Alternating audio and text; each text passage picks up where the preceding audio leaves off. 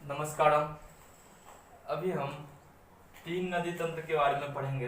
पहला महानदी, दूसरा कृष्णा और तीसरा कावेरी है। ये हमारा नदी तंत्र का लास्ट टॉपिक है। इस तीनों को पढ़ने के बाद हमारा नदी तंत्र का, रिवर सिस्टम का तीनों ये टॉपिक है वो खत्म हो जाएगा और फिर नेक्स्ट हम झील के बारे में पढ़ेंगे, लेक्स के बारे में पढ़ेंगे।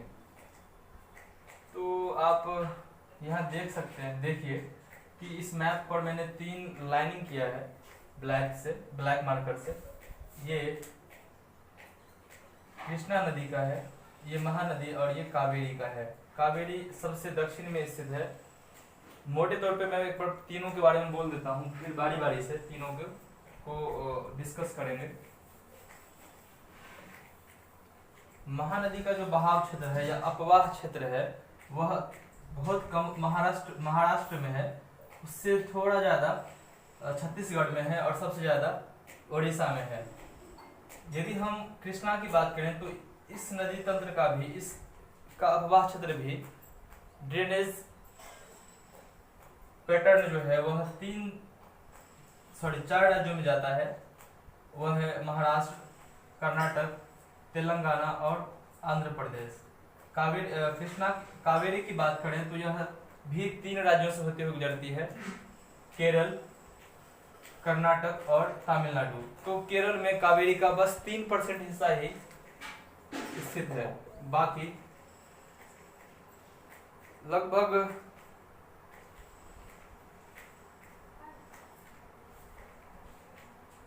41% जो है वह कर्नाटक में है और बाकी का भाग तमिलनाडु में स्थित है। इस तरह से ये इसका बहाव क्षेत्र या स्टेट वाइज लेंथ है। अब हम सबसे पहले महानदी की बात करते हैं। महानदी द्रोणी का, महानदी द्रोणी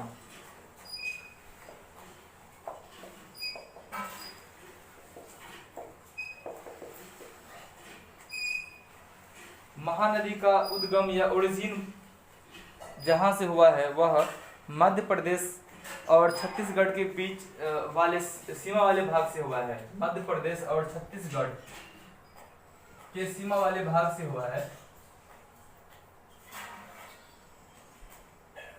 आप ये 2-3 टर्मों में बढ़ के आया है, 2-3 इसकी ब्रांचेज हैं।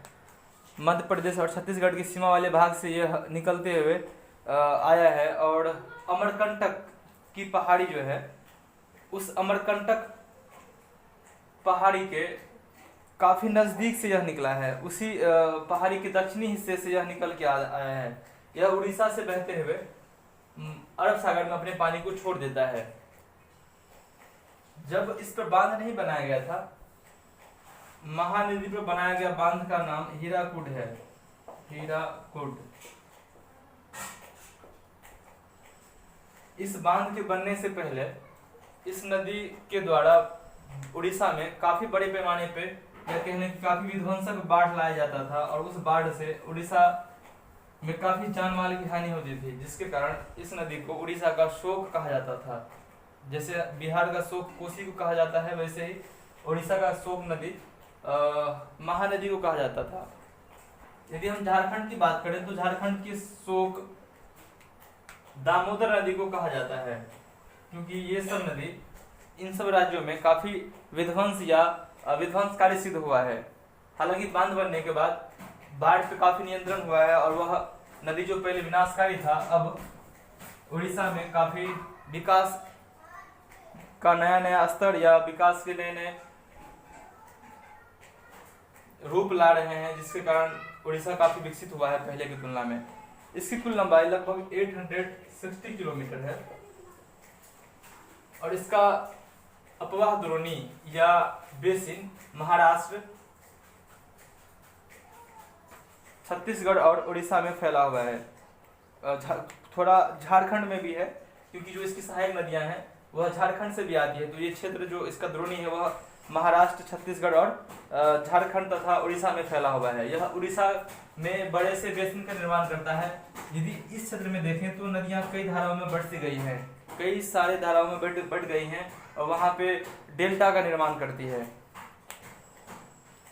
इसका जो अपवाह क्षेत्र है टोटल, वह अपवाह क्षेत्र लगभग 1,41,600 किलोमीटर स्क्वायर किलोमीटर है। 1,41,600 स्क्वायर किलोमीटर है। यह इतने क्षेत्रों में इसका बेसिन फैला हुआ है। इसका लगभग 53% भाग मध्य प्रदेश और छत्तीसगढ़ में है। बाकी का हिस्सा उड़ीसा और महाराष्ट्र और झारखंड में बहता है। 53% जो भाग है वह छत्तीसगढ़ और मध्य प्रदेश में ही है। बाकी का जो 47% बच रहा है उसमें थोड़ा महाराष्ट्र में है, थोड़ा झारखंड और बाकी का हिस्सा उड़ीसा में पड़ता है। इसका नेक्स्ट टॉपिक जो है हमारा आज का वो है कृष्णा द्रोणी। यह द्रोणी कृष्णा नदी के नाम पे पड़ा है। इस द्रोणी का सबसे प्रमुख नदी कृष्णा है, बाकी सहायक नदियां भी है। कृष्णा बेसिन को पढ़ेंगे। महाराष्ट्र में पश्चिमी घाट में स्थित महाबालेश्वर, जहां शिवाजी सागर भी है, वहां से कृष्णा नदी का उद्गम माना गया है, उद्गम इस स्थल है। यह महाबालेश्वर से निकल करके बंगाल की खाड़ी तक का सफर तय करती है और इस सफर में इसकी लंबाई लगभग 1400 किलोमीटर है, 1400 किलोमीटर। इसकी जो सहायक नदियां हैं उन सहायक नदियों में तुंगभद्रा,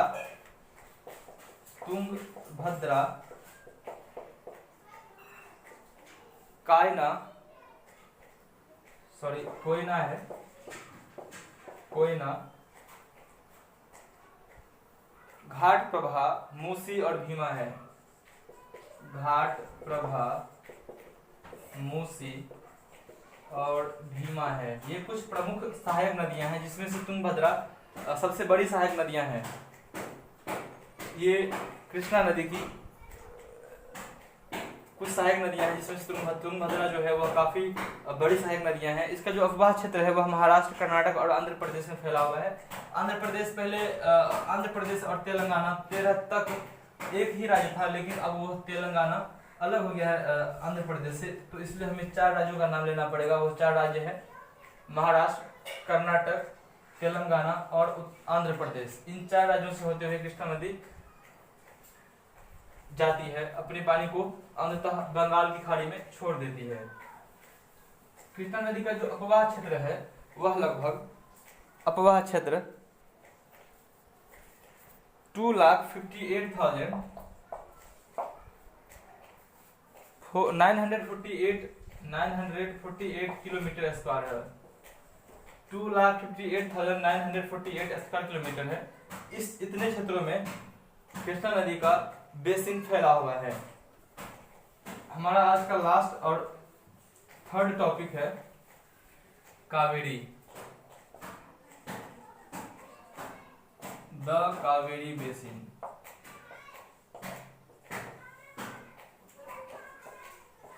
मैंने यहाँ पे KGF लिख दिया है ताकि याद रहे, मैं इसके बारे में थोड़ा बात करना चाहूंगा। कावेरी बेसिन की जो मेन रिवर है वह कावेरी है। आप उसका ये भाग देख सकते हैं। हमारे पास क्योंकि फिजिकल मैप नहीं है इसलिए थोड़ा तकलीफें होती हैं। यदि फिजिकल मैप होता तो मैं पूरा जो इसका ट्रिब्यूटरीज सब है रिवर्स का, जो सहायक नदियां हैं, उसको भी आप देख पाते कहाँ कहाँ फैला हुआ है।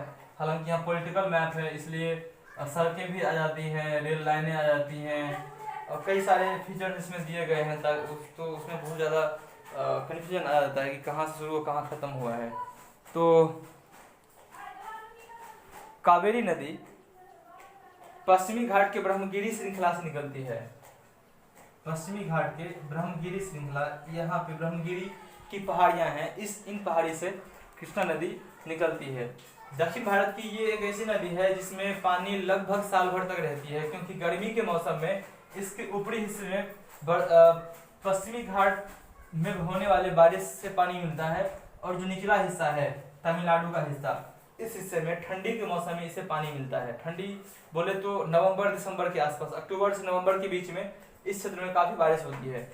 आप इसके अगले चैप्टर में पढ़ेंगे जलवायु या क्लाइमेट को, तो उसमें पढ़ेंगे कि किन कारणों से बारिश तमिलनाडु वाले क्षेत्र में ठंडी में होती है। तो हम जब नेक्स्ट चैप्टर को पढ़ेंगे तो इस पर चर्चा करेंगे जरूर। तो अभी जान लीजिए कि गर्मी के मौसम में कावेरी नदी की ऊपरी हिस्से में पश्चिमी घाट से चलने वाली मानसूनी हवा के कारण बरसात होती है और दक्षिणी भाग में ठंडी में बरसात होती है। क्यों होती है, किस कारण से होती है, ये अगले अध्याय में हम लोग पढ़ेंगे और जानेंगे। यह ब्रह्मगिरी की पहाड़ी से निकलते हुए तमिलनाडु के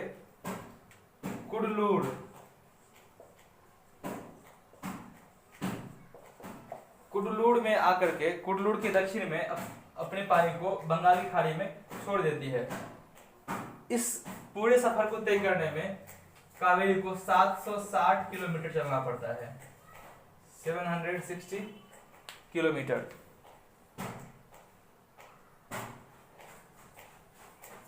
इसका जो अपवाह क्षेत्र है या कहने की ड्रेनेज एरिया है वह लगभग 81,155 किलोमीटर स्क्वायर किलोमीटर है 80,155 स्क्वायर किलोमीटर। 2019 में 2019 में ईसा फाउंडेशन ने एक रैली स्टार्ट किया था जिसका नाम था कावेरी कॉलिंग। वो कावेरी नदी को बचाने के लिए, कावेरी नदी का अस्तित्व यूं ही बरकरार रहे, कावेरी नदी साल भर तक बहती रहे, इसलिए एक रैली निकाला गया जिसका नाम था कावेरी कॉलिंग। यदि आप जाएं और खोजें कुछ जगहों पे तो वो मिल जाएगा उसके बारे में। तो काफी वो सक्सेसफुल रहा था, काफी जोर से उसे स्टार्ट किया गया था। कावेरी नदी को देखें तो इसके जल के बंटवारे को लेकर के अक्सर कर्नाटक और तमिलनाडु में लड़ाइयां होती रही है। हालांकि इसका जो क्षेत्र है सिर्फ 3% भाग ही केरला में पड़ता है, बाकी का 41% पार्ट कर्नाटक में और बाकी का 56% भाग तमिलनाडु में पड़ता है। तो इस तरह से नदियां 3 राज्यों में बटी हुई है, 3 राज्यों से होकर ये गुजरती है। इस नदी की कुछ जो प्रमुख सहायक नदियां हैं, मेन ट्रिब्यूटरीज, वह है अमरावती,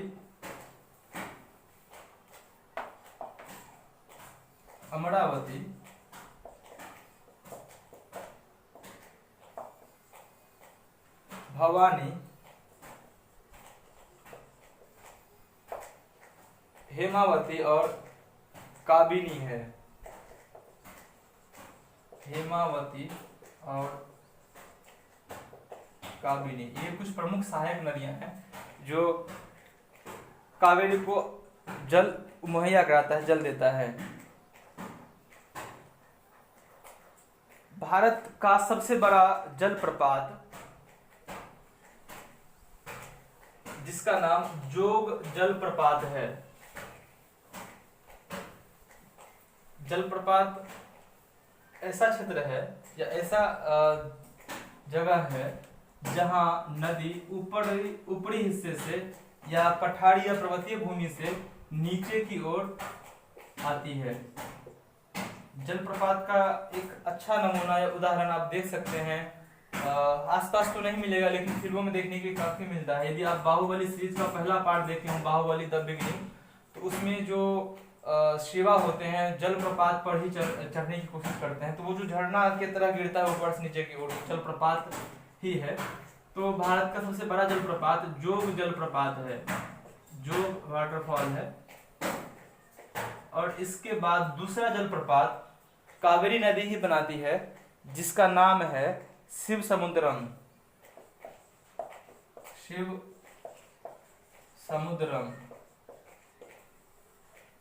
इस जलप्रपात का उपयोग या कह लें इस जलप्रपात से बिजली का उत्पादन किया जाता है और वह बिजली मैसूर, बेंगलोर और कोलार स्वर्ण क्षेत्र,